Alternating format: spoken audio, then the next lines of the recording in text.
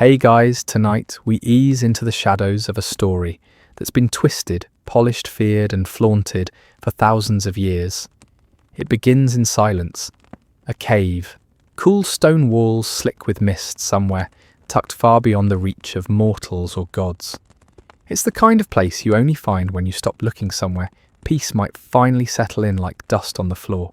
In that dim stillness, Medusa is alone. Not by force, not yet. She's there by choice.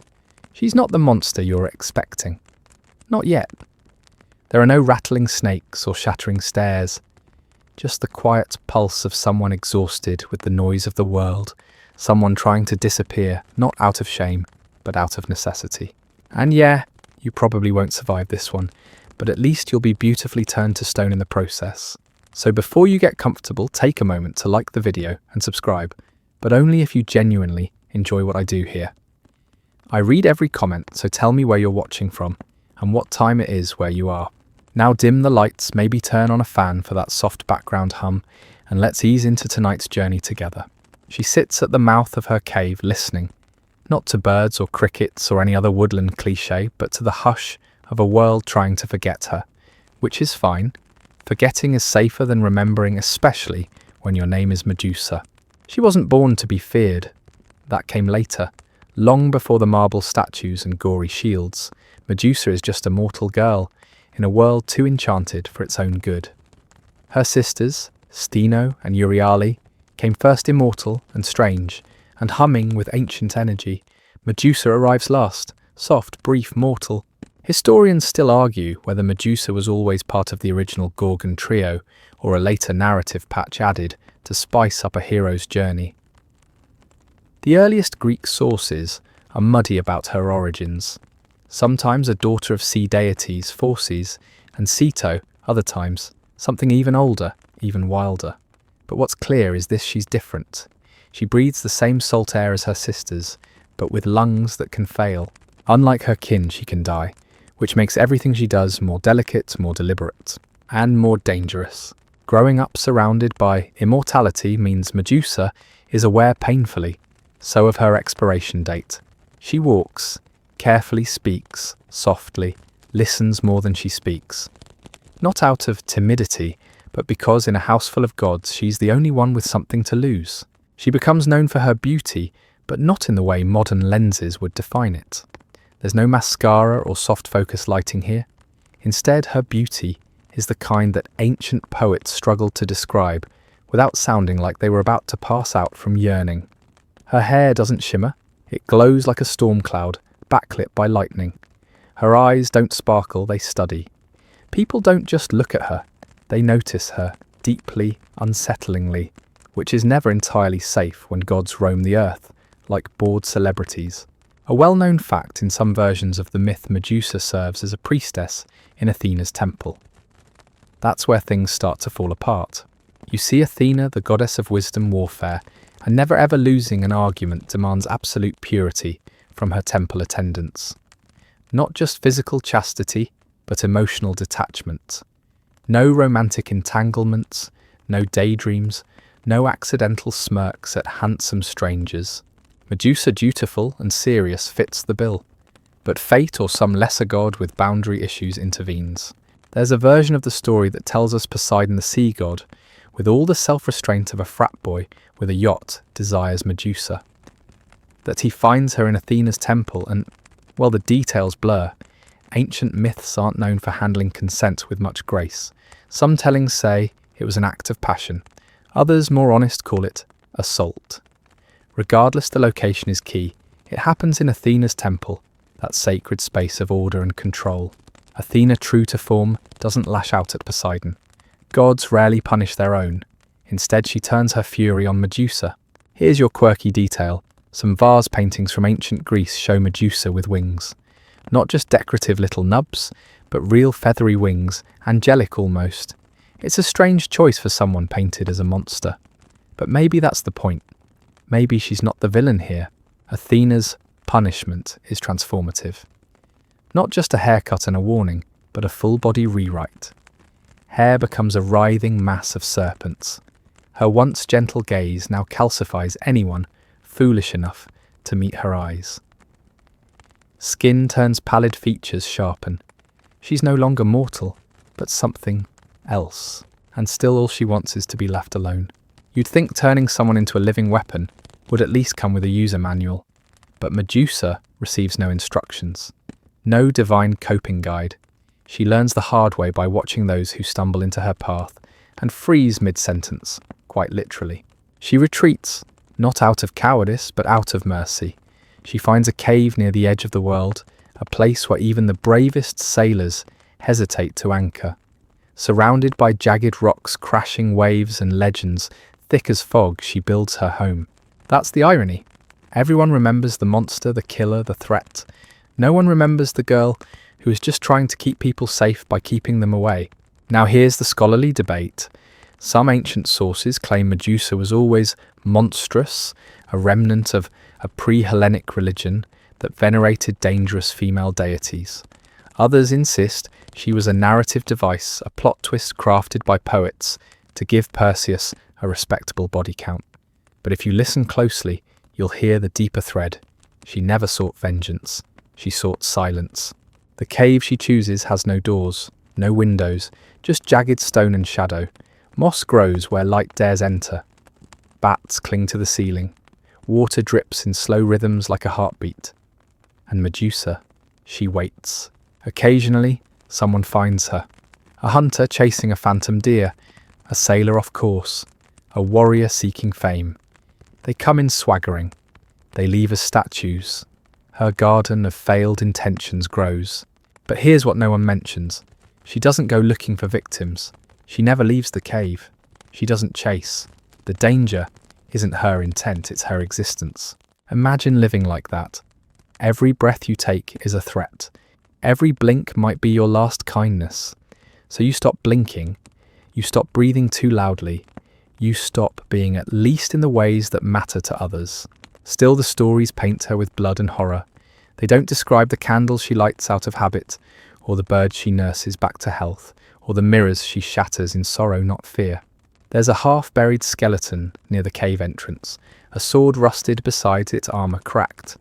Someone tried to be a hero once, probably had a name, probably told his friends he'd return rich and covered in glory. Now he's decoration. Medusa doesn't smile at this. She just walks past him as she always does, on her way to nowhere. A final note for tonight, there's a version of the myth long buried in fragmented texts where Medusa leaves behind a journal. It's not filled with curses or threats, but recipes, observations about the tides and dreams of a quiet house with ivy-covered walls. You won't find that version in textbooks. But tonight maybe you'll dream it anyway. Long before the serpents, the stairs and the sword, Medusa walks through the world as someone barely noticed by the divine machinery that hums all around her. She is mortal, plainly, unapologetically so. And in a realm dominated by gods who throw lightning bolts for fun and start wars over golden apples, being mortal is about as glamorous as being a paper boat in a hurricane. But somehow Medusa shines, born the youngest of the three Gorgon sisters.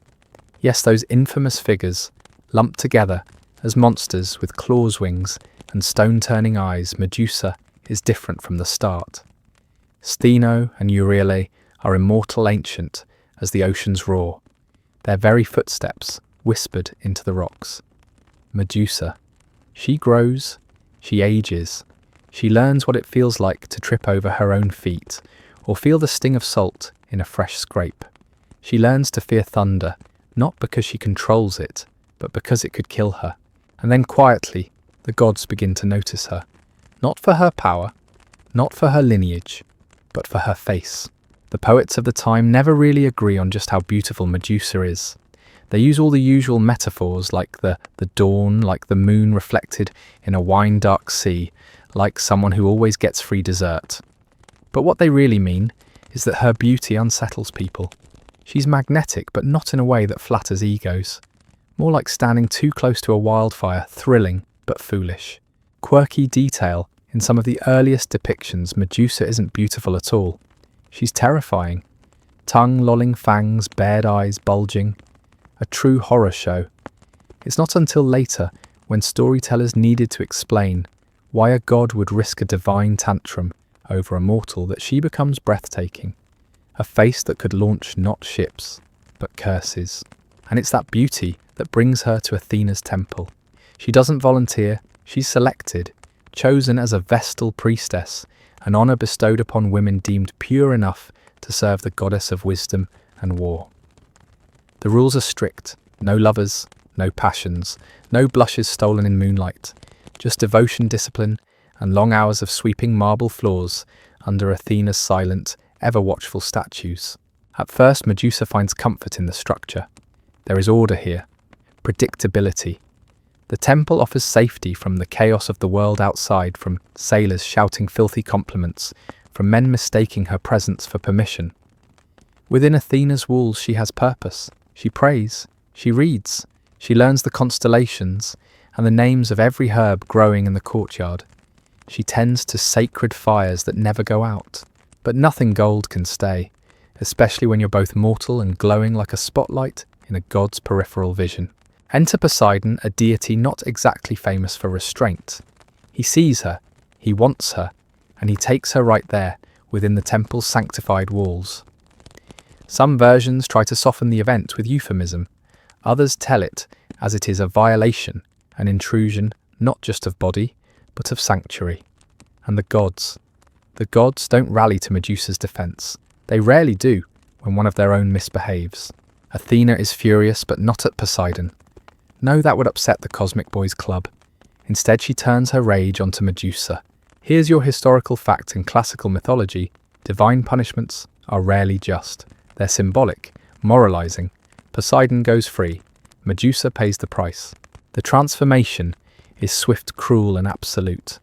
Her hair coils into serpents, living hissing extensions of herself. Her once soft gaze turns deadly. Her skin greys veins tracing like marble beneath the surface. Athena doesn't just curse her, she makes her a warning. Look what happens to women who cross boundaries. Medusa flees. She leaves the temple, leaves society, and eventually finds a place so remote even Olympus can't hear her scream. A stretch of land where cliffs drop into an angry sea, and the stars are the only witnesses. There she learns to live with what she has become. She's not angry, not yet. She's confused, disoriented. Imagine waking up and realizing that mirrors betray you, that your own reflection might destroy you, that every curious creature who stumbles upon you turns to stone before you can even explain what happened. She weeps once, just once, then she stops, because tears are useless when the universe already made up its mind about what you are. Still, the stories begin to spread. Not the truth, of course, not the part about Poseidon or Athena, just whispers of a beautiful monster whose gaze petrifies, whose hair slithers, whose scream echoes across the waves like a curse. Sailors spin tales in taverns, warriors boast of someday seeking her out. Poets use her name when they run out of metaphors for tragic beauty. Medusa becomes a myth in real time. Historians still argue whether Medusa was a fully formed character in early Greek literature, or simply a borrowed symbol from older matriarchal myths, they say, in dusty university halls. Some believe she was originally a sea goddess demonized by the patriarchy. Others think she's a narrative warning against female sexuality. Either way, she stops being a person. She becomes a lesson, but deep in her cave, none of that matters. What matters is the silence, the wind threading through the rocks, the lichen that glows faintly in the dark, the occasional buzz of wings wasps that don't fear her and snakes that whisper in their own tongue. It's peaceful in a haunted kind of way. And Medusa, she finds routine. She sharpens her awareness like a blade. She can hear a footstep a mile off, feel a tremor through the stone when someone is approaching. The snakes on her head act like scouts flicking their tongues at the air, telling her stories of shifting scents and approaching threats. She doesn't hunt, she doesn't wander, she just waits. And yet they keep coming. Men, always men, armed with swords and shields, thinking they're the first to discover a great beast to slay. Some try to reason with her. Some try to sneak up on her. All of them eventually join the others, frozen mid-lunge, mid-prayer, mid-thought. a tragic statue garden. It's not vengeance, it's just unfortunate.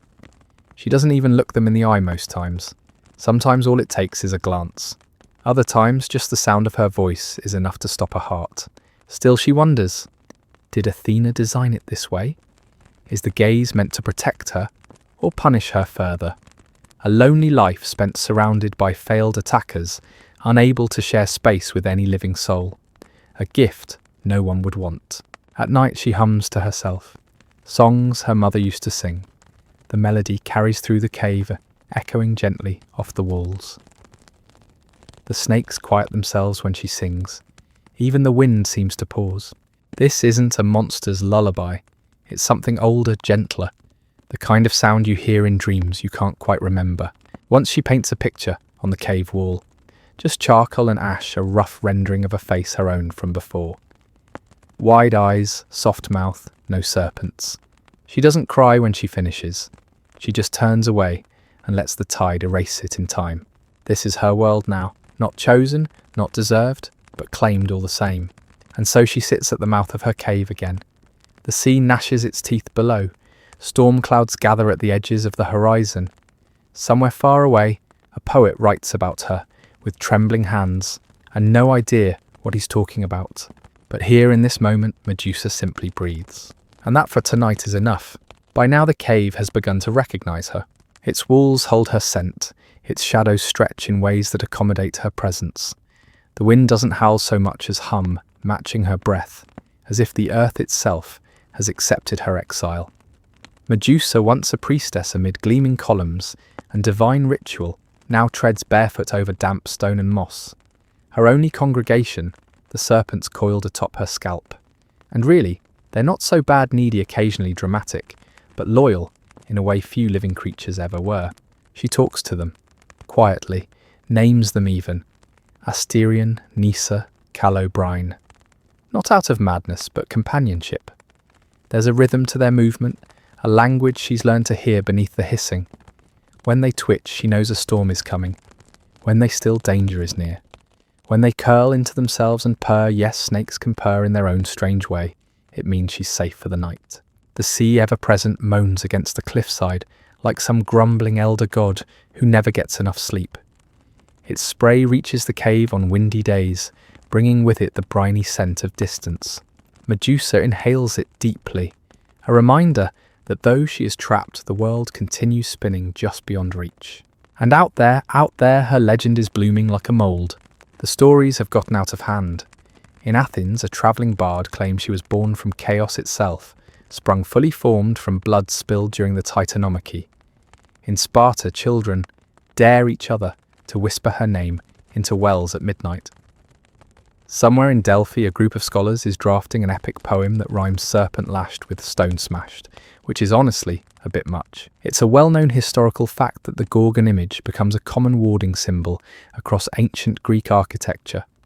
Medusa's face, terrifying and tongue-lolling, is carved into shields, temple fronts, and even door knockers, not to scare off humans, but evil spirits. Imagine that. The woman cursed into isolation becomes a protector, even as she is feared. Her image is everywhere. Her reality is nowhere. Medusa, of course, knows none of this. She doesn't care for what the outside thinks. What bothers her are the intrusions.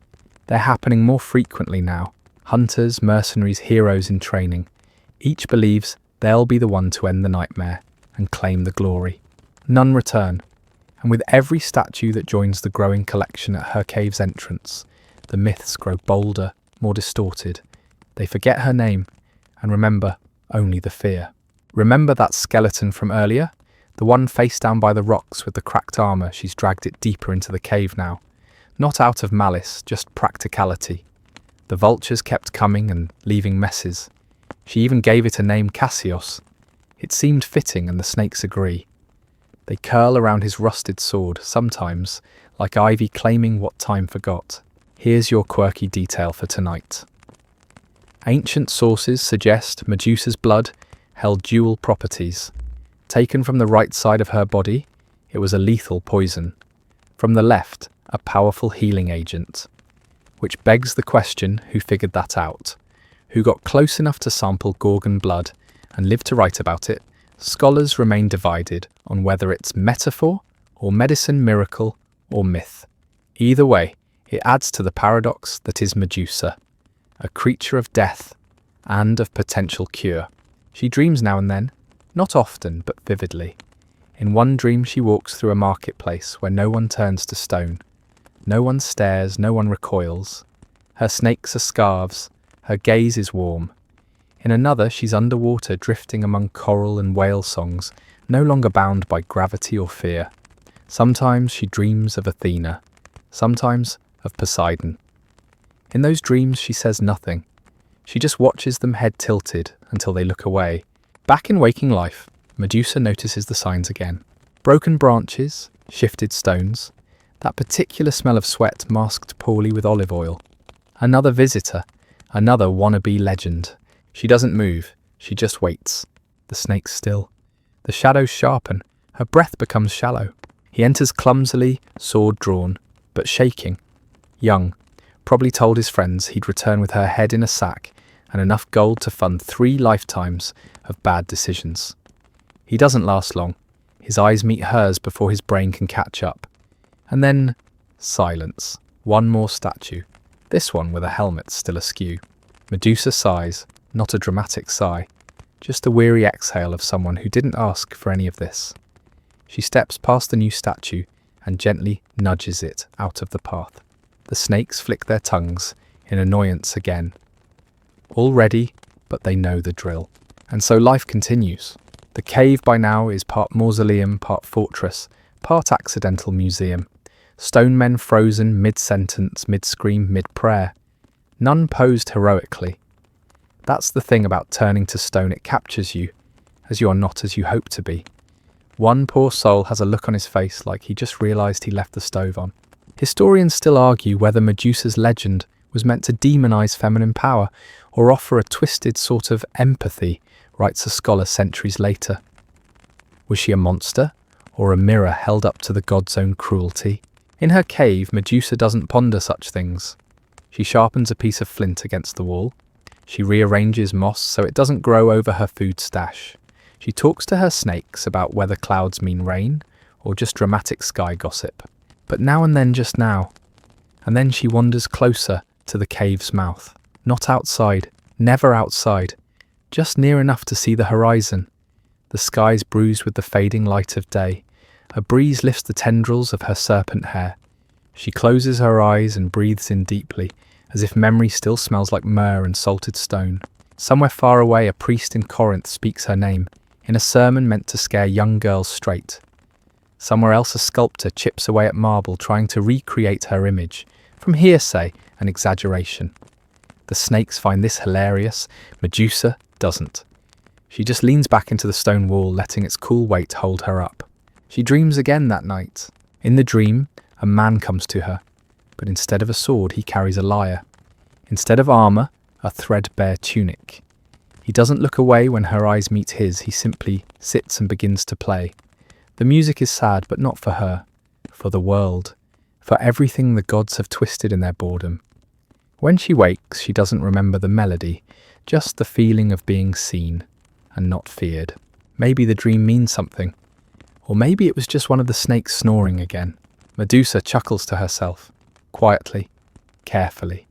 Even now, laughter feels like a thing borrowed from a life she no longer owns. But maybe there's still a piece of that life hidden deep in her, a single breath that hasn't turned to stone.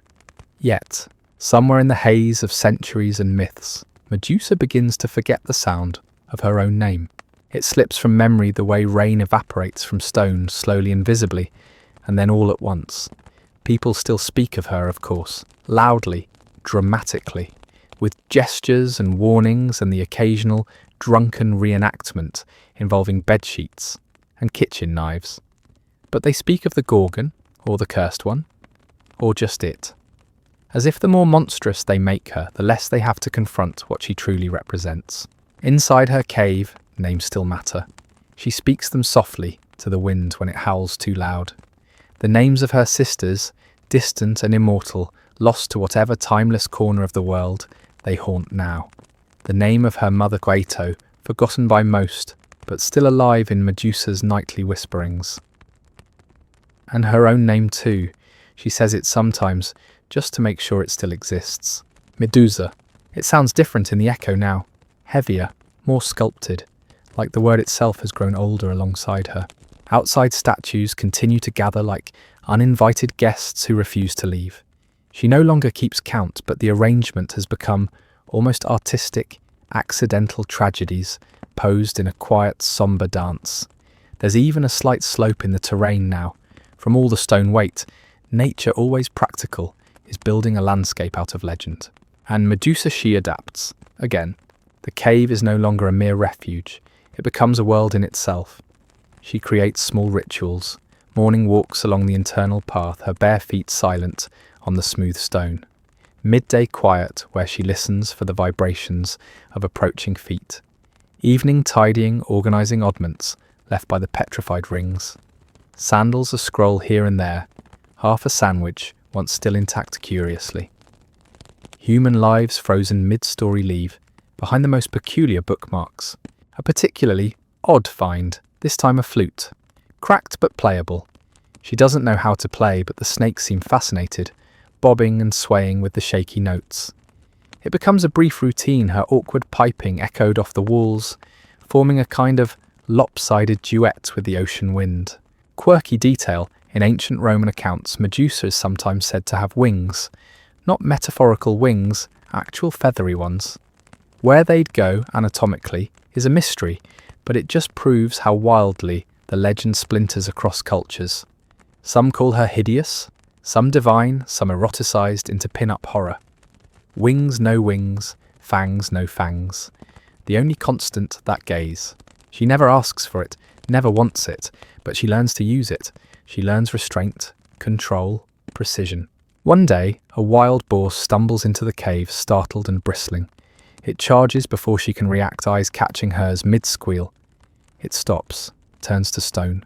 She doesn't flinch, but a few days later, a sparrow flutters through a crack in the ceiling, circles the cave, once then perches on a ledge. It doesn't freeze, doesn't die, just sits, watching. She watches back. No threat exchanged, just two creatures existing temporarily in peace. She names it Rhodos. It visits again, then again.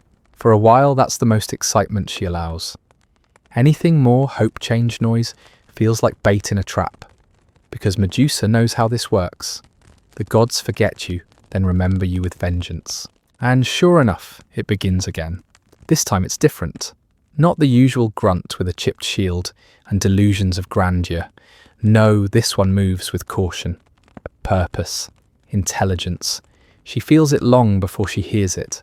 An absence in the air, like the cave itself is holding its breath. The snakes freeze. She waits, and then he appears, a young man lean but deliberate. Sandals wrapped with care sword, sheathed but close. A bronze shield slung over his back.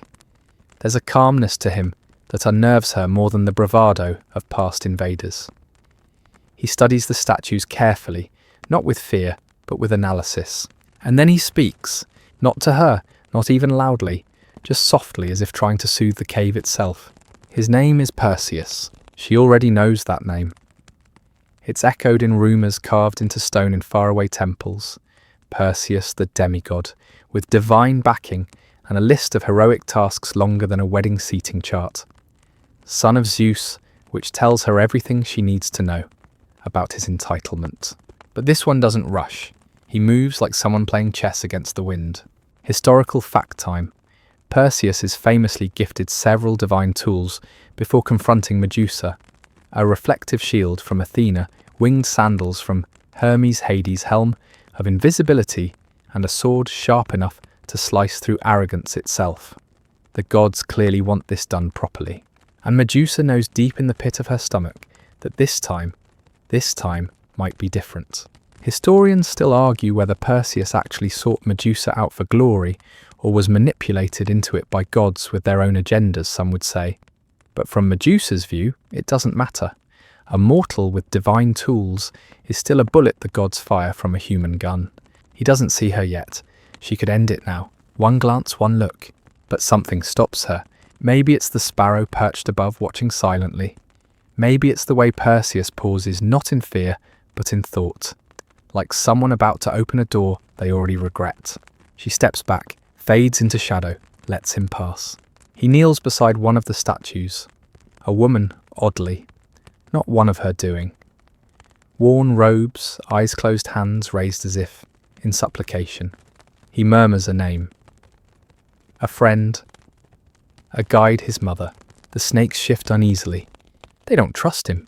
She doesn't either, but she waits. For once, not out of fear or strategy, but curiosity. What will he do? Will he call out her name? Will he try to plead, or will he like the others strike, eh? Spoiler alert, you know how this ends. Or think you do. But that moment before action, before violence, is where the real story happens. That fragile pocket of time when neither is predator or prey. Just two beings in the same cursed cave, both caught in a tale neither asked to star in. And in that space, Medusa blinks slowly, deliberately. The snakes hush, the wind dies. Perseus rises, and the next move is his. There's a pause so long and so deep it seems the earth itself is holding its breath. Somewhere above clouds shift with an unseen tension. A sparrow chirps once uncertain, then goes silent. In the heart of the cave, two figures stand in near stillness. Perseus, son of Zeus, hero in training, blessed by gods, and Medusa, daughter of ancient sea deities, priestess turned monster, cursed for simply being a reminder. He doesn't see her yet. Not directly. That's the trick, of course. He's using the reflective shield Athena gave him, an ornate polished thing that gleams like still water. He stares into it as he moves slowly and carefully, his steps measured like a hunter tracking something that could end him in the space between blinks, which is not far from the truth. She watches from the shadowed crook of her cave, unmoving, her gaze fixed not on his eyes but on his stance. His grip, the tiny twitch of his left hand, tells of tension, of hesitation. The snakes on her head begin to stir, each one responding with subtle motion, an unspoken language they've developed over years of solitude. Caution, fear, warning, rage. It's a symphony of instinct, and she feels something strange, not fury, not even dread, disappointment. Here he is, the one they've all whispered about, the one the gods equipped with sandals, helm and sword, the one who might end it. And still he doesn't look. Still he relies on borrowed gifts. Still he moves like she's a riddle to be solved, not a being to be understood. She steps forward anyway, not much, just enough for the light from the cave mouth to outline her silhouette. It spills across the floor like spilled wine, warm and faintly golden. Her serpents hiss softly, forming a crown that is more alive than any made by mortal hands. And Perseus sees it. Not her eyes, not yet, but her outline in the mirror. The curve of her shoulder, the shimmer of her hair, things the way her body remains defiantly human, despite everything they say. His breath catches. He wasn't expecting this. No one ever is. The tales say she's hideous, a hag, a demon carved from nightmares. But this is a woman. Worn by time, hardened by silence, etched with sorrow. She does not speak. Not because she can't, but because words have never changed anything. Still he speaks. A murmur at first, then louder. An apology, a prayer, a plea for understanding. It doesn't matter. His voice floats like dust in the dark. He tells her he doesn't want to hurt her. That he's only here because the gods demanded it. That he'll make it quick. Ah, that last one. That's the part that burns. Quick, like that's the favour. As if her decades in exile can be wrapped up with a clean blade and a pious nod. As if that's mercy. Well-known historical fact, Perseus ultimately beheads Medusa while she sleeps. That's the official version. The sanitized version? But even that has its inconsistencies. Some say she was awake, others claim she was lured into trust. A few obscure scrolls even suggest she let him. Historians still argue whether this was a tale of conquest or quiet consent to an ending she could no longer fight. In the cave, time slows. Perseus takes another step. His shield catches her face in reflection. The eyes closed. Purposefully. She's not fighting. Why? Why doesn't she run scream strike? Because she's tired. Because this ending has played out 1,000 times already. In every whispered story, every crude drawing, every child's nightmare. Because maybe this isn't an ending at all, but the only way her name will be remembered with any clarity. Not as a terror, but as a turning point. He raises the sword. And here comes the quirky detail of the night. Some sources claim that as Medusa dies, two beings spring fully formed from her neck, Pegasus the winged horse, and Chrysa the golden warrior. Which is a lot. Imagine being so misunderstood, so mythically overstuffed that even your death is productive. Her body doesn't just fall, it creates a final act of defiance, of birth, of beauty. There is a moment, barely a breath, where Perseus falters. What if he doesn't? What if he walks away? What if he leaves the sword? Sheathed, leaves. The cave unchanged, leaves. Her as she is, a woman who survived the gods and kept breathing. But no, this isn't that story. There's a sound, a wet, abrupt sound, then quiet. Even the sea holds still. The cave dims as though the light itself is retreating. Somewhere the sparrow lifts from its perch and flies off, a tiny blur of freedom, escaping the moment. Medusa's body falls soundlessly. Her head, still crowned with writhing snakes, remains impossibly alive. For a few seconds longer, an image burned into the bronze of the shield and the nightmare of the man who took it. And just like that, she's gone. Sort of. Perseus wraps the head carefully in a cloth because the power of her gaze lingers, and he knows better than to underestimate that. Even in death, her eyes turn flesh to stone. The ultimate irony, now that she is voiceless, severed, decapitated, now everyone listens. He leaves the cave, steps over statues, avoids puddles of moss, walks into legend. And behind him, the space she once called sanctuary falls quiet. Too quiet, as if even the rocks are grieving. The world beyond celebrates. He's hailed as a hero, a saviour, a champion. He slays sea monsters, rescues princesses, brings Medusa's head back to Athena, who mounts it on her aegis like a trophy warrior fashion. It becomes a protective emblem, the very image that once struck fear, now used to ward it off. Imagine that your face stolen in death turned into a symbol of justice. The gods are, if nothing else, consistent in their hypocrisy. And yet the story doesn't end here, because Medusa persists. Not physically, not anymore, but in whispers, in carvings, in dreams. Children draw her without knowing why. Artists sketch her from instinct. Temples still bear her face, above their doorways, warding off evil, welcoming mystery. Women paint her on shields, wear her as charms, tattoo her along their ribs. She has become more than a monster. She has become memory. Powerful, inconvenient, unkillable. And deep in the earth, beneath layers of myth and silence, the cave remains. Empty now, but alive. The statues still stand holding their last breath. The wind still whistles Medusa's name. And maybe something ancient still stirs in the cracks. Because the thing about stories, they never really end. They just wait. The cave lies still now, a hollow mouth in the earth, where echoes go to sleep. But far from this quiet ruin, Medusa's story stretches its limbs and refuses to settle. Because death, when stitched into myth, never stays clean. It breeds new shapes, some grotesque, some gloriously strange, and Medusa, even in pieces, is everywhere. Take the head, for instance. Perseus carries it across the ancient world like a cursed passport. Wrapped carefully in a cloth, it's his most powerful weapon, used not against evil, but mostly to solve awkward inconveniences. Want to defeat a sea monster? Unwrap the head. Need to win a kingdom? Flash the eyes. Have a problematic wedding guest? Medusa's still got you covered. One tale says Perseus uses her to petrify Polydectes, the king who tried to marry his mother by force. Another says he levels entire armies with her silent stare. A few later versions suggest he gets a bit too casual with the head, like a teenager abusing a cheat code, and eventually realizes the horror of his own reliance. Historians still argue whether Perseus's relationship to the Gorgon's head was meant to symbolize divine power or mortal arrogance masked as heroism. Either way, it's borrowed power, unearned, and it doesn't belong to him. Meanwhile, Athena takes her prize and mounts it on her aegis, the famous shield or breastplate depending on the depiction. A war god wearing the severed face of a woman, punished by the gods. Irony levels absolutely saturated. And here's the twist: Athena claims it for protection. That same stare, once framed as monstrous, now becomes divine. Isn't it curious how context transforms fear into favour when placed in the right hands?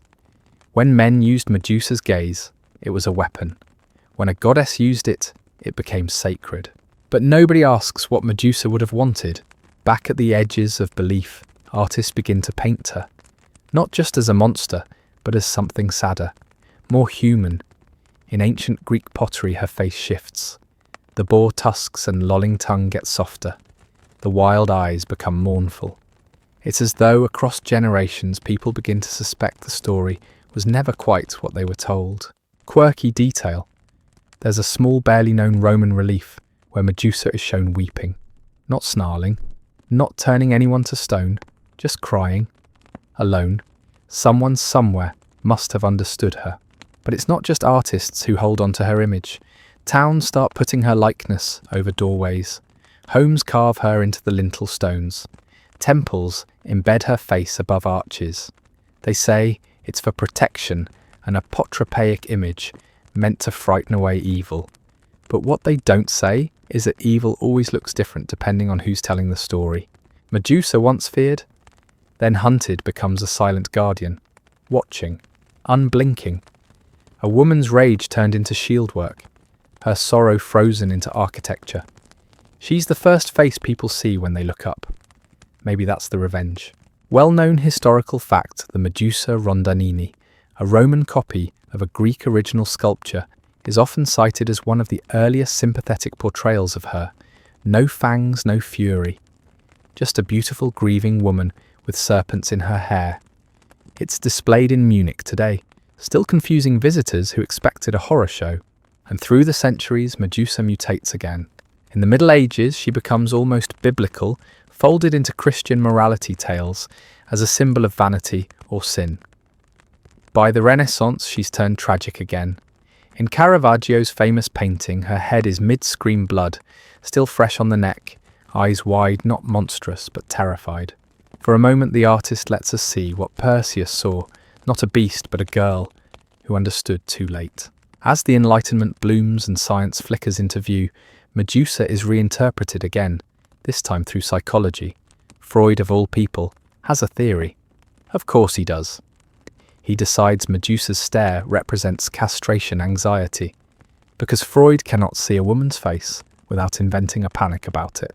Historians still argue whether Freudian interpretations expanded the myth's meaning or simply buried it under a heap of 19th century gender panic.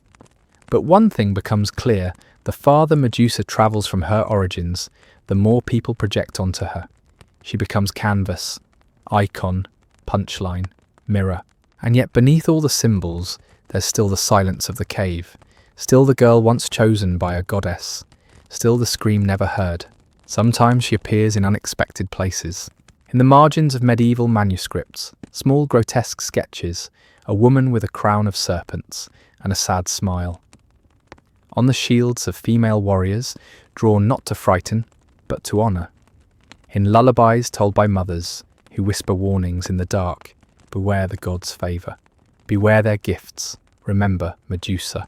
And then there's Pegasus. Ah yes, the flying horse, born from Medusa's blood. How's that for legacy?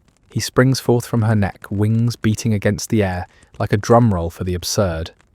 Chrysa too, though he gets far less press, just a golden warrior, fully formed, casually stepping out of a decapitated neck. No big deal. Biology's just taking a long nap during mythology. Quirky as it seems, this double birth suggests something deeper, that even in destruction, Medusa creates. Even as the world chops her down, she births magic, beauty, flight. It's the most literal metaphor you'll find for feminine resilience, or, really intense after effects of a beheading. But it sticks. Pegasus becomes legend. Chrysaor fades into obscurity, as golden warrior sons often do, and Medusa's legacy becomes more complicated, more knotted. She is mother and monster, victim and villain. She has no living lines of dialogue, yet echoes through thousands of years. She's been painted by Botticelli and tattooed on biceps, feared, desired, remixed. And still she never asked for this, never wanted to be infamous, or divine, or branded. She wanted peace, a temple, maybe a song or two written in her name that didn't end in tragedy. She would have settled for obscurity, for silence, for a garden without statues. But she got myth instead. And myth is greedy. It takes and takes carving meaning out of someone else's pain, then charging admission for it. Still beneath it all, beneath the museums and poetry, the fashion shows and film cameos, there is Medusa. Not as a head on a shield, not as a cautionary tale, but as a memory, a presence, a stare that says you remember me wrong? And maybe, just maybe in the modern age, the world is starting to look again, properly this time.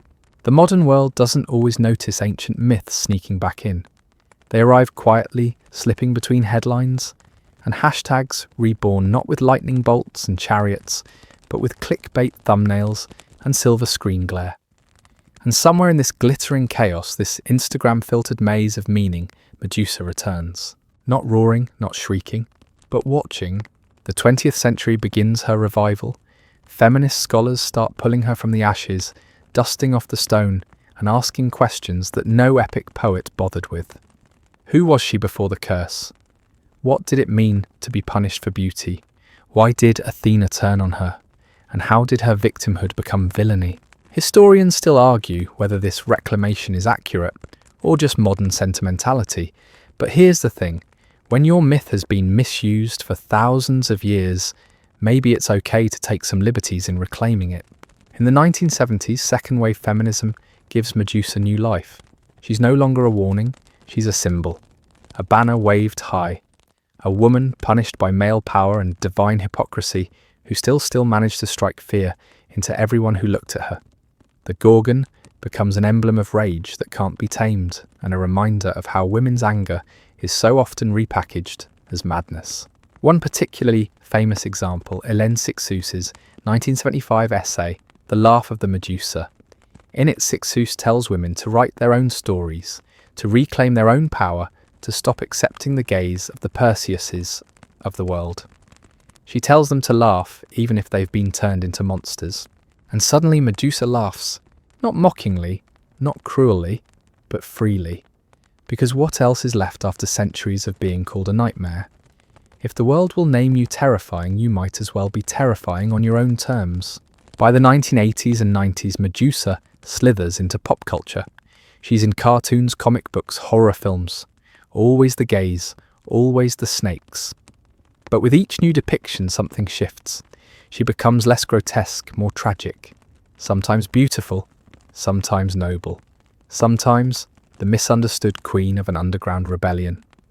The tropes mutate, her hair gets longer, her voice gets louder, and her story finally starts speaking back. Quirky detail. One of the strangest Medusa cameos is in a 1981 deodorant commercial, where she's reimagined as a vain woman defeated by freshness. Because even in late capitalism, snake-headed demigoddesses need dry armpits, apparently. And still she persists. In the 2000s, she starts trending again, not just in media, but in fashion. Versace adopts her face as a logo, not the snarling one, but the soft, stoic one, the Medusa Rondanini style. The message is subtle, but sharp power is beautiful. And beauty once feared is now coveted. There's a runway of contradictions here. On one hand, Medusa's image is used to sell luxury and glamour. On the other, it symbolizes defiance against being consumed. It's the paradox of feminine rage, marketable but uncontainable. If she was once too much for the world, now the world wants to be just like her. Teenagers start getting Medusa tattoos, not for horror but for healing. Women wear her on earrings, on sweatshirts, on phone cases. Some say she represents survival after assault. Others say she's a patron saint for the misunderstood. Some just like the snakes, but in every version the stare remains. A gaze that once turned men to stone now turns back control. Well-known historical fact: in 2020, a controversial statue was unveiled in New York Medusa with the head of Perseus. It reverses the myth. No sword in the man's hand, no terrified woman. Just Medusa standing tall, calm, holding his head low, like an afterthought. It's not bloody, it's not aggressive, but it is unmistakably a challenge. The artist says it's a response to the Me Too movement. And people argue, of course. Some say it flips the power dynamic too far, that it glorifies violence, that it isn't fair to poor Perseus, who was just doing what the gods told him. But that's the point, isn't it? For once, the image isn't about his heroism. It's about her ending, her justice, her silence broken. Historians still argue whether this modern Medusa belongs to antiquity or to the now, whether we're rewriting mythology or finally hearing it properly. But myth was never about truth. It was always about power. Who gets to tell the story? Who gets to be feared? Who gets to be pitied? And for the first time, Medusa gets to be something else remembered. Not as a monster, not even as a martyr, but as a mirror. Because that's what she's always been. In the old stories, her gaze turns people to stone. But really, it just shows them what they are. Cowards become statues, predators become myths, heroes become hollow. It's not magic, it's reflection. A woman who doesn't flinch when you look at her is a dangerous thing in any era. And here comes the soft echo from that cave again, the one you thought we left behind. The stones still stand, the wind still hums. Medusa is still in there somewhere, waiting not for rescue or revenge, but for clarity. For someone to finally say, she was real, she was wronged, and she never asked for your fear. Just peace. But of course, peace is rarely offered to women who refuse to stay quiet. So instead, Medusa settles for being unforgettable. She becomes every woman who refused to lower her eyes, every survivor who dared to name her pain, every artist who painted her beauty without apology, every voice that rose in chorus saying maybe she wasn't the monster after all. And beneath the noise, the debates, the redesigns, the filters, she blinks. Not stone, not myth, just alive. If you've ever walked through a museum and locked eyes with a sculpture that seemed just a little too knowing, chances are you've met her. Not directly, but through stone, through marble, through the heavy hush of curated silence. Medusa has a way of appearing when you least expect it. Not with fangs bared, but with lips parted like she's about to ask a question you don't want to answer. Her presence in art is everywhere once you start looking. From ancient terracotta tiles to the neoclassical busts that sit beneath glass domes, she's not just an artifact. She's an argument, a contradiction, carved in cheekbones and curls. Sometimes she's a snarling mask on a Roman sarcophagus lid, guarding the dead. Other times she's soft and vulnerable, draped in beauty so tragic it hurts a little to look too long. The Louvre, she's there. The Uffizi, absolutely. She appears on coins, shields, frescoes, rings. The reach is almost absurd. For a figure the myths wanted to bury, Medusa has been one of the most persistently visible women in the history of Western art. Quirky detail, even Leonardo da Vinci supposedly sketched her, though the drawing's long-lost reports claim he was fascinated by the tension between beauty and horror and wanted to capture both in one face. Classic da Vinci, always obsessed with contradictions and mysterious women. But Medusa doesn't stay locked in classical form. In the modern era, she spills into literature too, pages and poetry, reimaginings and redemptions. Poets see her not as a beast but as a metaphor. Sylvia Plath, for one, dances around her image. And Carol Ann Duffy. She gives Medusa her own voice in a poem dripping with bitterness and heartbreak and twisted power. Duffy's Medusa is domestic and wild. She curses love. She admits to jealousy. She turns everything she touches into stone, not because she's cruel, but because she's tired.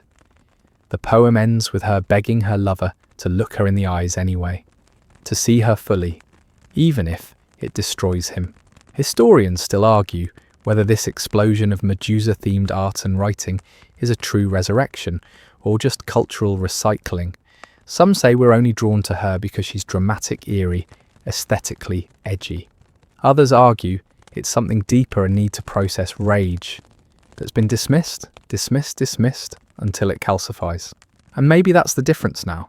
In ancient times, Medusa was painted to scare.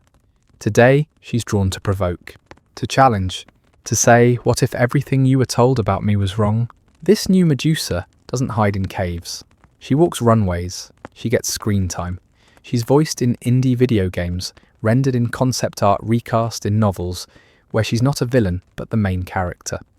The story keeps evolving, and yet there are threads we never let go. Even in her most sympathetic versions, she's still often defined by what was done to her. The assault, the curse, the murder, always a reaction, rarely an action. It's hard to break out of tragedy once you're woven into it. But in a few daring retellings, Medusa finally acts. She chooses exile. She builds her sanctuary. She turns away travellers not to harm, but to protect herself. She controls her power instead of being controlled by it. She raises Pegasus. She defies gods. She makes rules. This is where the myth begins to turn from narrative to possibility.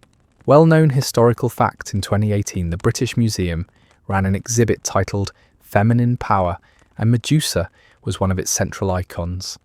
The curators leaned into the question of divine femininity, rage, and redemption. Visitors walked through rooms filled with goddess images, and there she was, snake hair and all, holding her space, holding your gaze. And you know what's strange? The longer you look, the less monstrous she seems. There's even a sort of melancholy in how often she's been reimagined. For all her power, she never got her own saga. No epic poem from her perspective, no odex to her strength, just scattered fragments, interpretations, rumours, a stare that defined her and yet never let her speak. But now at least the silence is breaking.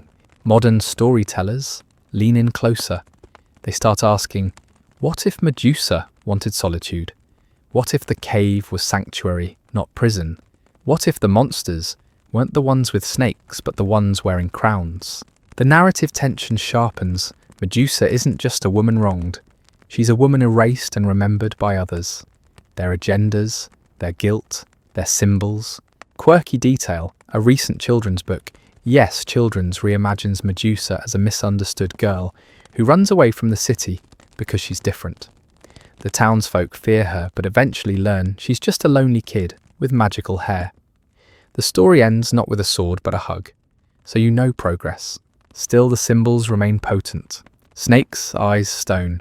They've become shorthand for something deeper, a visual language that says she sees you, and you can't unsee her. And maybe that's what makes Medusa so uniquely powerful. She was never trying to be a goddess or a monster. She simply endured, and in enduring, she became unforgettable. Even now, she stares out from our screens and statues with that calm, knowing look. You can imagine her whispering, almost amused. So who's turning who to stone now? Silence may have shrouded her for centuries, but Medusa's echo has always been just beneath the surface, humming through culture, like an old melody played on new instruments. You can hear it if you listen long enough, in quiet galleries, in whispered poetry, even in legal briefs and social justice protests. Somehow, this ancient gorgon with serpentine locks has become a symbol of very modern battles. It's a strange twist, isn't it? A woman made into a monster, now used to challenge the very systems that once condemned her. And in the age of activism, Medusa is no longer a passive figure in myth. She's marching, she's testifying, she's taking up space. One of the most poignant places this shift appears is in feminist legal circles. Medusa's story has become a kind of case study for what it looks like when victims are blamed for their own trauma. Her tale, when examined without the cinematic drama, is chillingly familiar. A young woman violated in a sacred space, then punished not only by society but by a powerful female figure meant to protect her. Historians still argue whether Athena cursed Medusa out of vengeance, shame, or divine necessity. But modern readers can't help but see the bitter outline of institutional betrayal. The kind where the people or structures designed to protect instead turn cold, unsympathetic, conveniently neutral. In law school classrooms, she's sometimes cited in discussions of double victimization, the tragic spiral, where a survivor not only suffers harm, but is later vilified or punished for it. Medusa is the original example. Not a footnote, but a cautionary tale that's still relevant. But she doesn't stop in the lecture halls. She's painted on protest signs now, worn on t-shirts at rallies, referenced in op-eds and essays about Tuck Me Too. Her face, sometimes calm, sometimes furious, says, "What words can't quite hold? I am not what they made me." That's a heavy sentence to carry across millennia. And it leads us to a deeper question: who gets to be angry? Because Medusa, by mythic design, is full of rage. She destroys with a look. She hides in solitude, not because she wants to, but because she must. Her power is dangerous, untamable, and reactive. And for a long time, women who mirrored those qualities were called unstable, irrational, hysterical. Quirky detail. The word hysteria comes from the Greek hystera, meaning uterus. Yes, an entire medical diagnosis blamed on simply being female. Ancient thinkers like Hippocrates believed a woman's womb could wander around her body, causing madness. Maybe Medusa's snakes were just a symptom of ancient misogyny's imaginative reach. And yet she endures. In today's narratives, Medusa's rage is being reframed as sacred, necessary. A warning, yes, but not about her, about the culture that shaped her. Anger in these interpretations becomes not just justified, but empowering, and when used carefully, beautifully productive. In visual art, you can feel this shift. Instead of being depicted mid-scream or mid-slaughter, newer portrayals often show her serene, her head held high, the snakes gentle, watchful, the gaze no longer a weapon, but a shield. These artists aren't interested in horror, they're interested in reclamation. Well-known historical fact. In 2016, a global art campaign called the Medusa Project invited survivors of abuse to share their stories through art. Many chose Medusa as their central image, not because they wanted to be feared, but because they wanted to be seen fully, finally, without shame. There's something haunting about that, because Medusa's story, in its rawest form, isn't about monstrosity, it's about visibility. What happens when a woman is looked at, labelled, and left alone to deal with the aftermath? And then years later, what happens when she decides to look back, to return the gaze? The idea of the gaze is itself a whole scholarly conversation. In film theory, there's the male gaze coined by Laura Mulvey in the 1970s, which describes how women are framed as objects for male pleasure.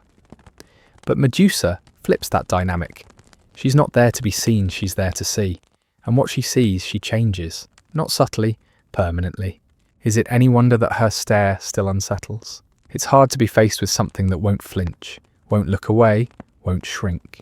And maybe that's the core of Medusa's modern resurgence she gives people, especially women, a way to name the power they weren't supposed to own.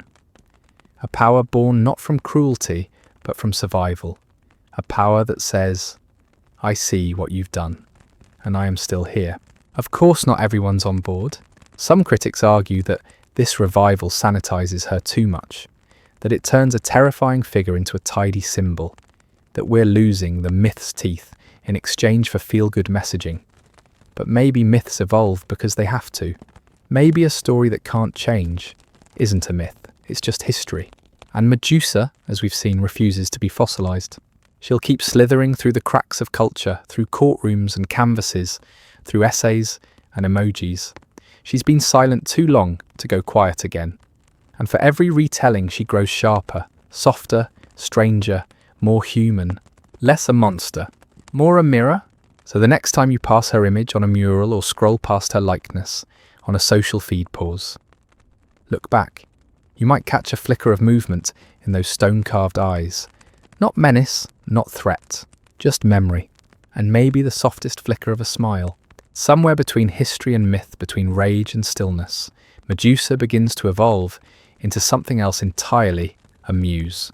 Not the airy harp-strumming type who wafts through Greek temples, whispering poetic inspiration, but a grounded, complex symbol who doesn't ask to be worshipped, just understood.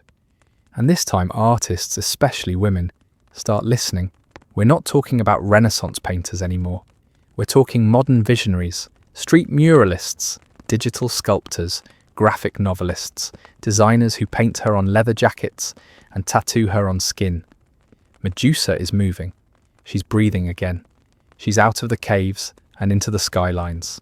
Walk through a city like Berlin, São Paulo or Melbourne, and you might find her staring out from the side of a building, her face twisted in defiance or serenity. She's still got the snakes, but the vibe has changed. No longer monstrous, she feels present. Real. Like someone who's been through some things and doesn't have time for your fragile ego. This isn't random. Many modern creators have spoken openly about their choice to use Medusa as a central figure.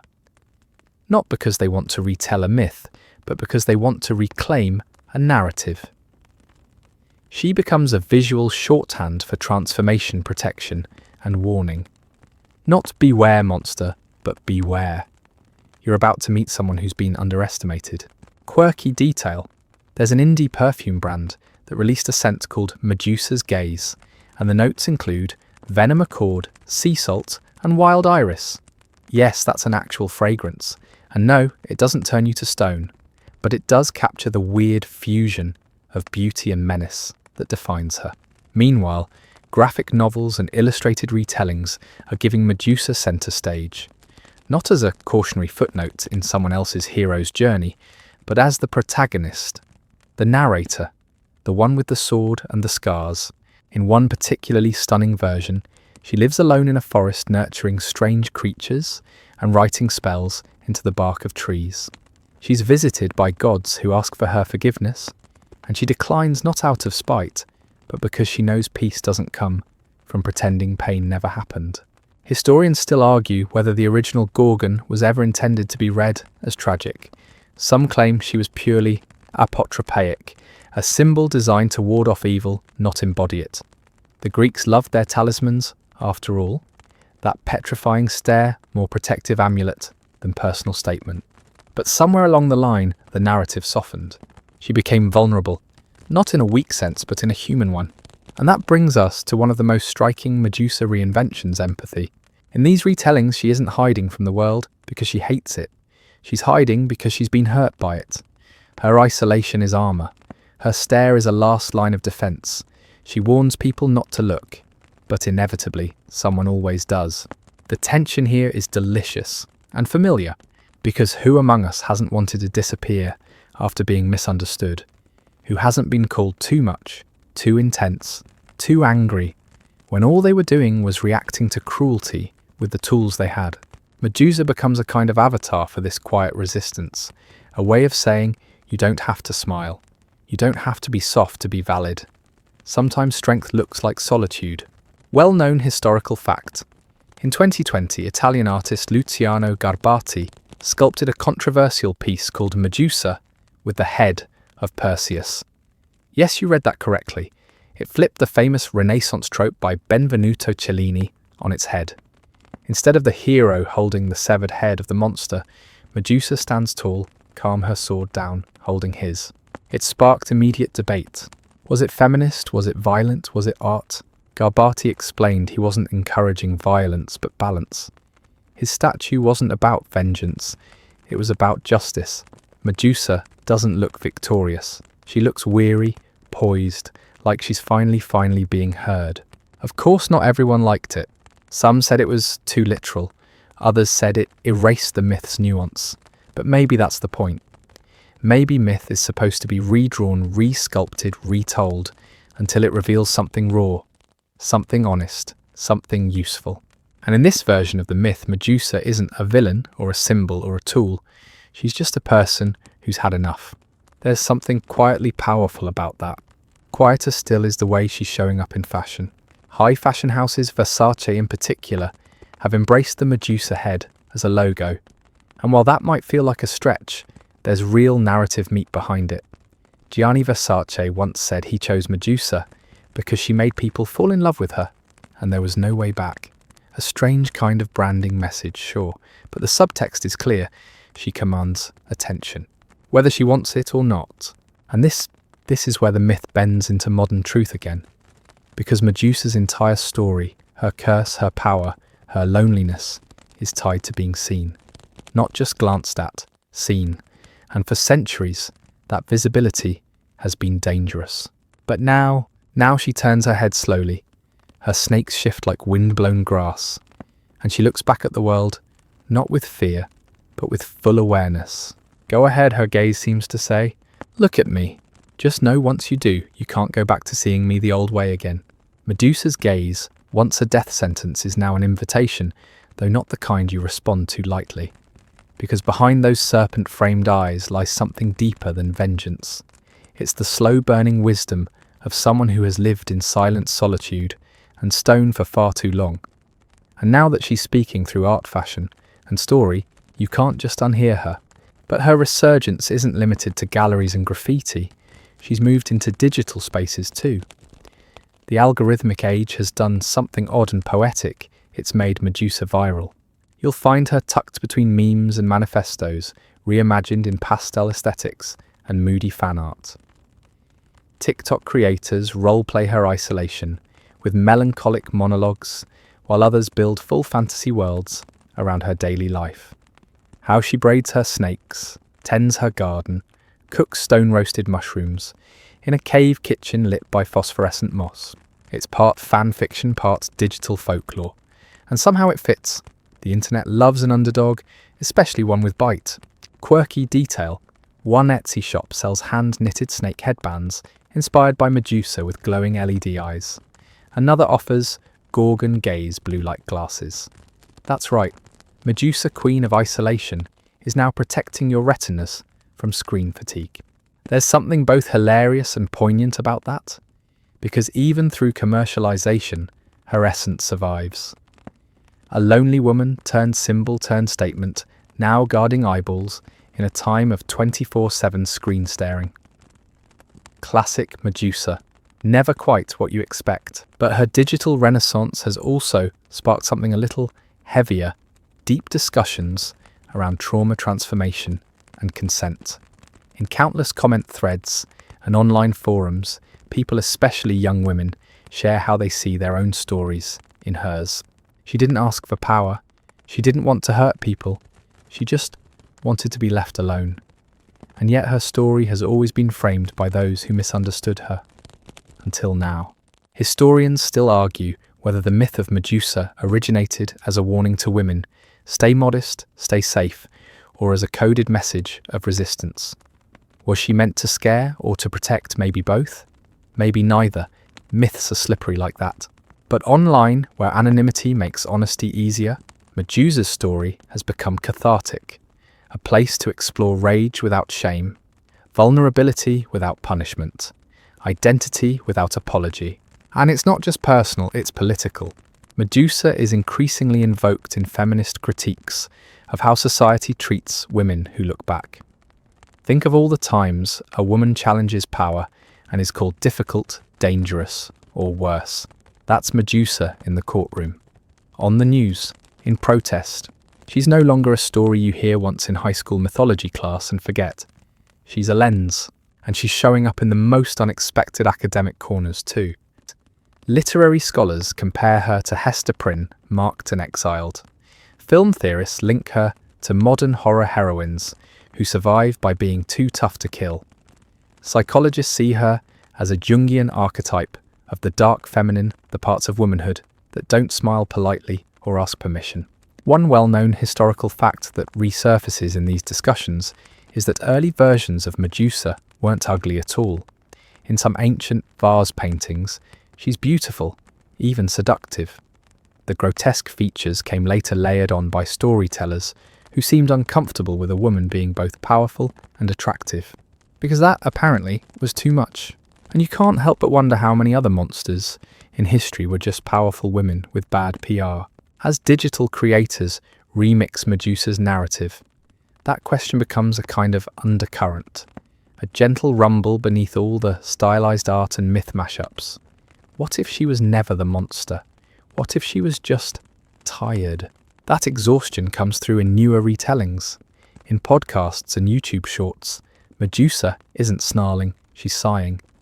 Not because she's weak, but because she's carrying centuries of misunderstanding. Imagine being trapped in a version of yourself that someone else wrote for you, for thousands of years. And now, finally, you get a chance to rewrite it. That's where the beauty of the digital age comes in. Everyone's a storyteller now. Everyone can add a brushstroke to the myth. And somehow, All those Medusas, the TikTok Medusa, the protest Medusa, the comic book Medusa, coexist without cancelling each other out. They layer, they echo. It's strangely fitting for a figure made of paradox. She is rage and retreat, protection and punishment, victim and villain and everything between. And as she continues her quiet conquest of screens and feeds, she does something no hero ever quite managed. She becomes unavoidable. You can't slay her, you can't ignore her, you can't reduce her to a single version. You just have to face her. And in doing so, maybe you see yourself reflected back, not turned to stone but clarified, stilled for a moment, forced to confront the parts of yourself you'd rather look away from. That's the real Medusa effect now. Not paralysis but pause. A brief silent reckoning. And in a world that rarely stops moving, that's more powerful than any mythic weapon. The funny thing about myths is that they never die. They molt like snakes. They shed old skins and slither into new ones, still themselves, but different, quieter maybe, smarter, more intricate. Medusa, unsurprisingly, is no exception. But now, she's not just a relic or a reclaimed icon. She's turning into something weirder and far more powerful, a mirror. And not the polished kind that flatters. The other kind, the raw, honest, slightly warped mirror you catch a glimpse of when you're not performing. The one that shows you as you are not as you pretend to be. Because by now, the listener, yes, you has probably noticed a shift. Medusa has stopped feeling like a story about her. She's starting to feel like a story about us. It's there in the way her silence echoes the experience of being ignored. In the way her anger mirrors unspoken resentments. In the way her solitude feels at times like comfort, and at others like exile. She's no longer a character from ancient Greece. She's a language.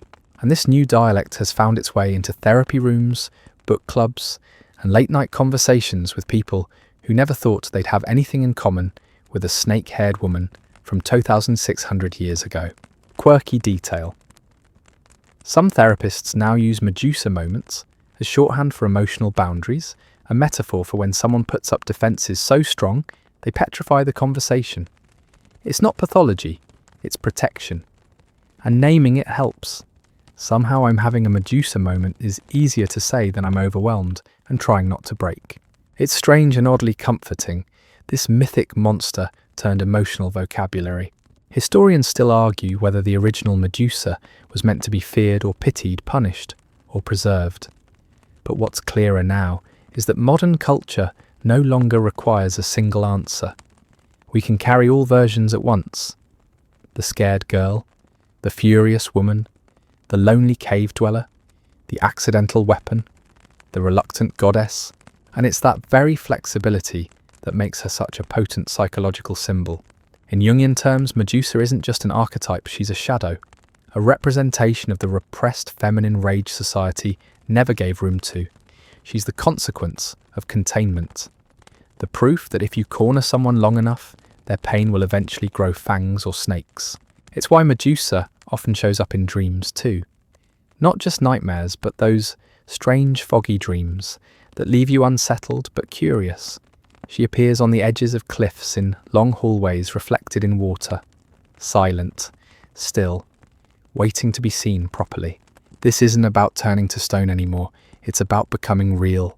And that journey from monster to metaphor has one final twist: Medusa as protector. Not of herself, but of others. It starts subtly. A character in a novel carries a pendant of her. A teenager in a film paints her mural on a school wall. An older woman gets a tattoo of her on her shoulder blade. These aren't acts of rebellion, they're acts of warding. Medusa becomes a modern talisman not against evil, but against erasure. She's a warning to anyone who might underestimate the quiet kid, the grieving mother, the exhausted nurse, the loud activist. Look closer, there are snakes behind those eyes. And if that metaphor feels intense, well, good, because Medusa was never meant to be gentle. She was meant to survive. One well-known historical fact often left out of casual tellings, Medusa was mortal. Unlike her Gorgon sisters, she could die. And she did. Which means that, unlike so many immortal figures, she carried the fragility of real life. That vulnerability is what makes her so powerful now. She knew what fear felt like, what pain did to a person, and yet she stood at the edge of the world, holding that gaze. Still does. In some tellings, when Perseus beheads her Pegasus, the winged horse is born from her neck. Strange rites, a symbol of flight, emerging from death. It's one of those mythic paradoxes that never quite makes sense, but feels profound anyway. Because maybe Medusa's legacy isn't just about the fear she caused. Maybe it's also about the beauty she birthed. Her end isn't really an ending. It's a release, a shift, a turning. And so the myth loops back on itself, like a snake eating its tail, like a story that refuses to close neatly. Because Medusa, for all her stony silence and jagged history, is one thing above all else, unresolved. And in that she feels more honest than any hero. She doesn't conquer, she doesn't win, she endures. That's her power. And if you've ever felt silenced, misunderstood, or simply too much, you already know what that means. You've carried her in you the whole time. She endures, yes, but not as a statue anymore. Not frozen in time or boxed into myth. By now, Medusa is something fluid, a force, a whisper in the dark when someone is about to mistake your quiet for consent. A memory in the bones of anyone who's ever walked home with keys laced between their fingers. And if that sounds dramatic, well, so is surviving. We tend to think of survival as a finish line, but it's not. It's a rhythm, a beat that never quite stops. And Medusa, with her tragic origin and terrifying reputation, is a kind of drum. One that reminds us how long women have had to outlast the stories told about them. But here's where things get weirder and somehow softer. Because if you strip away the politics and the fan art and the centuries of violent poetry, you're left with a very simple image. A woman who just wanted to be left alone. Not a goddess. Not a warning sign. Not even a symbol. Just solitude. That hits differently now, doesn't it? We live in a world that rarely shuts up. Notifications, comments, breaking news, relentless comparison. In that noise, Medusa's cave starts to sound less like exile and more like self-care. No wonder she's being rediscovered, not just by scholars and artists, but by introverts, empaths, and the burned-out masses. Quirky detail. A wellness influencer recently released a Medusa's Cave guided meditation, a 10-minute audio track featuring rain sounds, gentle flute music, and affirmations like, "You don't owe anyone softness." It went viral among therapists. One even recommended it as post-session grounding for clients unpacking boundaries. That's where we are now. Medusa, once the stuff of nightmares, is now the voice telling you to take a nap and stop explaining yourself. And honestly, she's good at it. But let's not pretend her journey ends in cozy self-awareness. There's still danger in her story, still an edge. Because beneath the lavender oil and mythology book clubs, her core remains. She's a woman, transformed by pain. And transformation, even the healing kind, is rarely neat. Historians still argue whether her snake hair was a gift or a curse. Some claim it was Athena's protection, a way to prevent future violence. Others see it as a cruel joke, forcing Medusa to wear her trauma on her head. Either way, the result was the same: she became untouchable. And for centuries we were taught that was tragic. But was it? There's a quiet strength in being untouchable, in reclaiming space so thoroughly that no one dares cross it. That's why so many modern reinterpretations of Medusa don't try to soften her, they double down. They celebrate her power not as a result of her suffering, but as a refusal to let that suffering define her. She's not healed, she's not whole, she's awake. And that wakefulness, sharp, uncomfortable, honest, is what draws people to her now. In novels and poetry, she's often given back her voice. Sometimes it's angry, sometimes it's tired, but it's always clear. She speaks not to charm or convince, but to assert. And that alone changes everything. Because for centuries, Medusa didn't get dialogue, she got descriptions. She was looked at, interpreted, feared, silenced. Now she looks back. And not just at Perseus, at us. She looks at every version of herself we've invented, monster, martyr, meme, and she asks, which part did you need me to be? That question lingers, because maybe we needed her to be terrifying once, to explain fear, to give shape to chaos. Maybe we needed her to be tragic, to feel safe mourning her.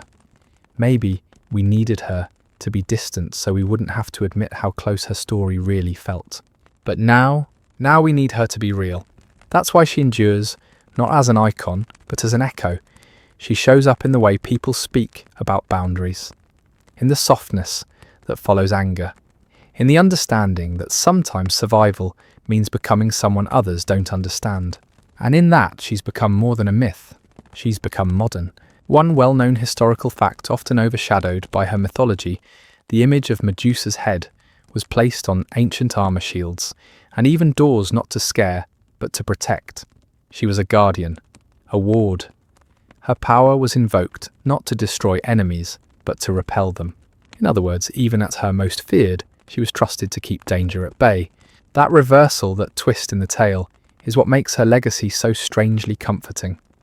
The monster we were taught to avoid turns out to be the one watching over us. Not gently, not sweetly, but with ferocity and presence. And maybe that's what we've needed all along. Not more heroes with swords, but one steady figure, reminding us that survival itself is sacred. That transformation doesn't have to be pretty. That silence can be a boundary, not a void. So she stands there still, snakes coiling, not hissing, eyes open, not condemning. And we keep watching her, not to decode, not to fix, but simply to understand. To see her. Really see her. She watches back. Not with menace, not with pity, just presence. The kind of gaze that doesn't demand, but insists. A stare that says, I'm still here even when the world has moved on. Rewritten the script, buried her in footnotes and fantasy. But Medusa has never cared for neat endings or being filed away. She's the myth that leaks, that seeps into places she was never invited. Dorm rooms, dream journals, protest signs, lipstick campaigns. The snake-haired shadow of every woman who ever decided to stop apologizing for her rage, her silence, her presence. And now here in the late night she shifts again. Because the truth is, the Medusa of today isn't just one figure. She's plural. She exists in layers, mythological, emotional, cultural, digital. And those layers keep peeling back to reveal something surprisingly tender beneath the stone. The first surprise, Medusa is lonely. Not in the tragic, weepy sense. More in the way people feel after too many days of being misunderstood. Her cave wasn't a palace or a prison. It was a buffer. A way of choosing peace when the world only offered chaos. And that choice now hits home for a lot of people. Quirky detail. During the 2020 lockdowns, a spike in Medusa-themed online content occurred. From isolation memes to introspective poetry, people turned to her story as a parallel for the sudden solitude. She trended on Twitter alongside banana bread and Zoom fatigue. There she was, our mythic roommate through global pause. Historians still argue whether Medusa was ever meant to live alone, or whether that part of the myth was a later addition, a narrative punishment for her beauty or a symbol of her transformation. But what's clear now is that her solitude speaks to something deep and uncomfortable in all of us. The fear that power means isolation. Because Medusa isn't just about fear. She's about what happens after the fear. After the punishment, after the silence, after the stone. What does it mean to be changed by pain but not defined by it? To carry the sharp edges without letting them cut every time. That's where Medusa lives now, in the space between injury and identity. In art galleries, she's being reimagined as serene. Her eyes closed, her snakes gently curled like sleeping cats. In indie video games, she's the protagonist, navigating emotional terrain, not just mythical traps. In animation, she's even funny, a little dry, a little done with everyone's nonsense, but undeniably likeable. She's evolving because we are. And yet some things stay. The snakes, of course, they've become less threatening and more symbolic. Protection, watchfulness, even wisdom. A reminder that you can grow something dangerous from your own skin and still be soft underneath. One well-known historical fact that supports this softer side in some early versions of the myth, Medusa's blood had dual powers. Blood from her left side was lethal. From her right, it could heal. The same body holding both poison and cure. It's hard to think of a more perfect metaphor. And as that image settles in woman as weapon and remedy, it becomes easier to see how she fits into our time.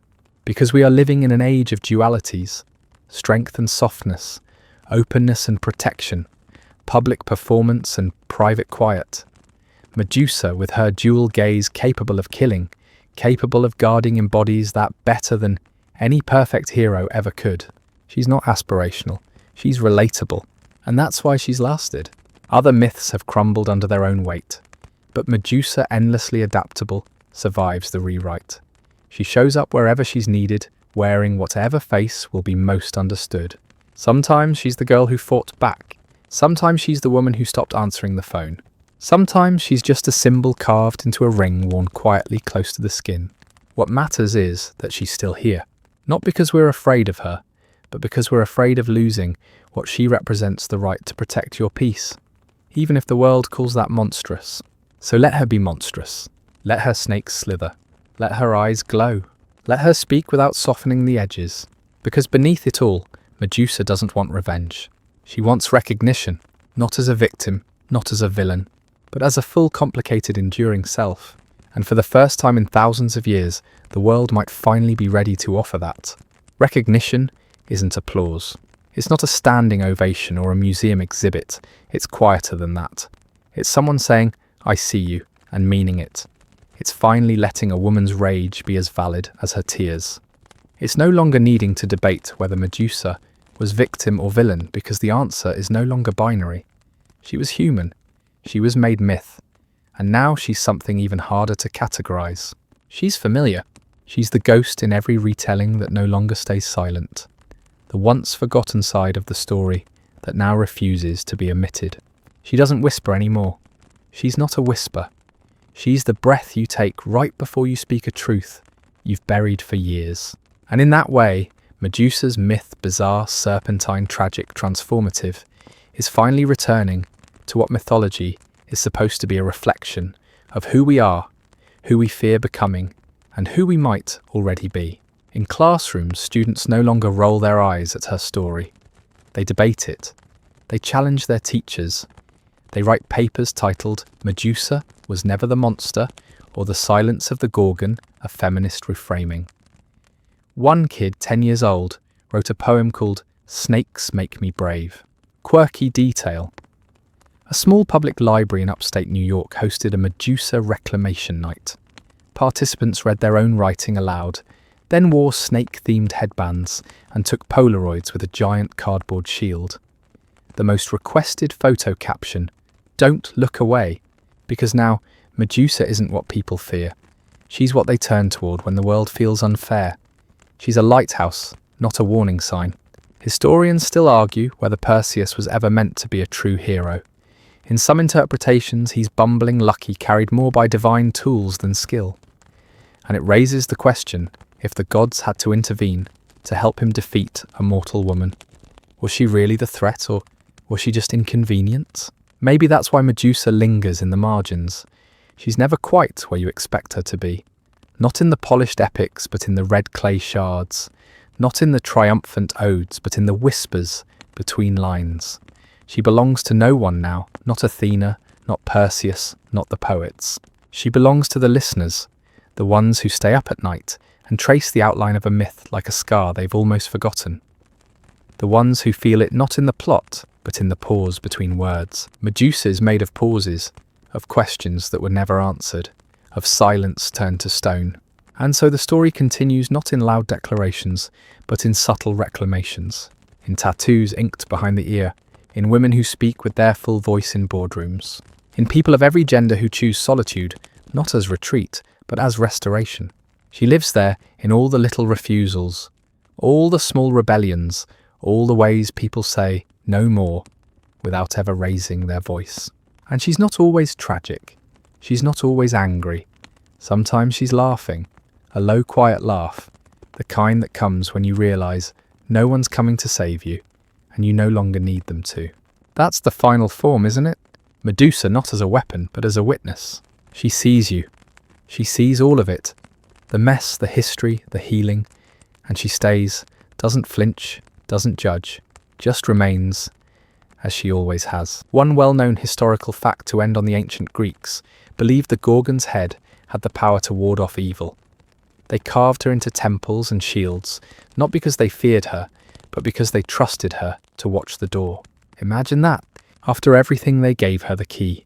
Now we stand in that doorway too, and Medusa isn't behind us anymore. She's beside us. Still, enduring, unblinking, and finally understood. She doesn't need to speak anymore. Not because she's silenced, but because at long last we've started listening. Not just to the words carved into marble or pressed into parchment, but to the hush beneath them. The unspoken things. The ache that echoes through time. And in that hush, Medusa breathes. Her story, for so long distorted through fear, now rests in something closer to reverence. Not worship, not pity, something more grounded. A recognition that even myths deserve room to evolve, that even legends get tired. We've followed her this far, through temples and caves, through rage and ruin, through centuries of interpretation and misinterpretation. And now, as we reach the end of this long winding journey, something strange happens. The edges of the myth begin to blur, not dissolve, just soften. And in that softening, we find the truth of her endurance, not in the stone, not in the sword, but in the silence afterward. The part where she doesn't shatter. The part where she simply remains. Quirky detail. In 2018, a psychology journal published a dream study in which participants frequently reported seeing women with serpentine hair, not as threats but as guides. Some led them through doors, others helped them escape danger. The paper didn't call them Medusa, but we always know. Always. She has changed shape so many times that it's hard to remember where she ends and we begin. Sometimes she's a whisper in the middle of a sleepless night. Sometimes she's the echo of your own heartbeat as you step away from something that no longer serves you. Sometimes she's the part of you that will never be entirely tamed and doesn't need to be. Historians still argue whether Medusa was meant to be pitied or punished. But maybe neither is the point anymore. Maybe what matters is that she endured long enough for us to ask the right questions. Who was she before the curse? Who was she before the gaze? Who is she now that we see her clearly? She's the one myth that never stayed where they left her. The one who refused to die in the version written by her enemies. The one who took every version of her name monster maiden martyr and turned them into mirrors. And now we hold those mirrors. Not to reflect fear, but to reflect ourselves. Because every retelling of Medusa says more about the storyteller than it does about her. And in our version, in this version, she walks freely. She stares back. She wears her past like armor, not shame. So yes, she was brutal, but she never asked to be. She just wanted peace. And when none was offered, she made her own. That's her real legacy, not the gaze, not the snakes, not the stone, but the audacity of solitude, the bravery of existing on your own terms, the grace of becoming more than what they did to you. Let her rest now. Let her watch the sea without flinching. Let her eyes close, not in defeat, but in ease. Let the cave grow quiet, not with fear, but with stillness, the kind that comes when someone's story has finally been heard. Let her breathe. Let her be, because now at last she's no longer alone. And now as the cave dims, as the final echoes of footsteps fade into the hush of the sea beyond, we draw the curtains gently on Medusa's long winding tale. The snakes settle quiet now, coiled like sleeping thoughts in the back of the mind. The stone walls grow warmer with age, as if time itself has exhaled and settled into peace. There is no music, no thunder, just the soft hum of a story that no longer has to fight to be heard. This is the space she's earned. No longer feared, no longer silenced, just present. And so are you. You who travelled alongside her through legend and pain, through injustice and transformation. You who stayed awake to witness her not as a symbol or cautionary tale, but as something achingly real, something timeless. You might feel it now, the gentle release, that quiet sigh that comes after holding something too tightly for too long. Let that go. Let your breath slow. Let the weight of centuries soften into the comfort of stillness. Imagine the sea again just beyond the cave. The tide brushes the shore like silk. The stars hum overhead in their endless rhythm. In this space you're safe, unjudged, unrushed, just like her. And perhaps like her you carry things. Wounds that never made it into the telling, angers that never found their shape. But here in the hush of Medusa's twilight, there's room for all of that. No need to explain. No need to smooth the edges. You are allowed to be exactly as you are. This is your cave too, so rest here in the cool stillness of a myth reimagined. Let the wind wrap gently around your thoughts, like soft snakes curling into slumber. Let the shadows grow longer, not with dread, but with ease. No one is coming for you, because you no longer need to be rescued. Let that truth settle. Feel the weight leave your shoulders. The past cannot turn you to stone, and the future, well, the future looks a little softer now, doesn't it? Maybe it always did. Maybe it was just waiting for you to look back. One last breath, one last moment of presence. And as you close your eyes, know this: you are not alone in your story. She endures. So do you. End of script. Sweet dreams.